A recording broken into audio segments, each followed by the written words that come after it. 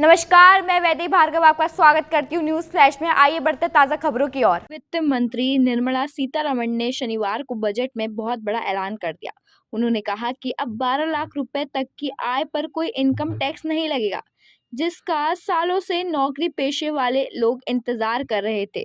Budget में middle class पर हो गई मां लक्ष्मी की कृपा। 12 लाख तक कोई इनकम टैक्स नहीं। नया इनकम टैक्स बिल बेहद आसान होगा, साथ ही समझने में भी आसान रहेगा। इनकम टैक्स बिल का फोकस मिडिल क्लास पर होगा। इससे कंप्लायंस का बोझ कम होगा। वहीं वरिष्ठ नागरिक के लिए टीडीएस 50,000 से बढ़कर 1 लाख किया गया। किराए पर टीडीएस वार्षिक सीमा रुपए 2.40 लाख से बढ़कर 6 लाख की गई। साथ ही एलईडी एलसीडी के दाम घटेंगे। लिथियम आयन बैटरी सस्ती होगी। ईवी और मोबाइल की बैटरी सस्ती होगी। कैंसर की 36 दवा सस्ती होगी। केंद्र सरकार ने कहा कि अगले हफ्ते नया इनकम टैक्स बिल लाया जाएगा। 63 साल के इनकम टैक्स एक्ट की जगह नया कानून 2 भागों में या 3 भागों में हो सकता है।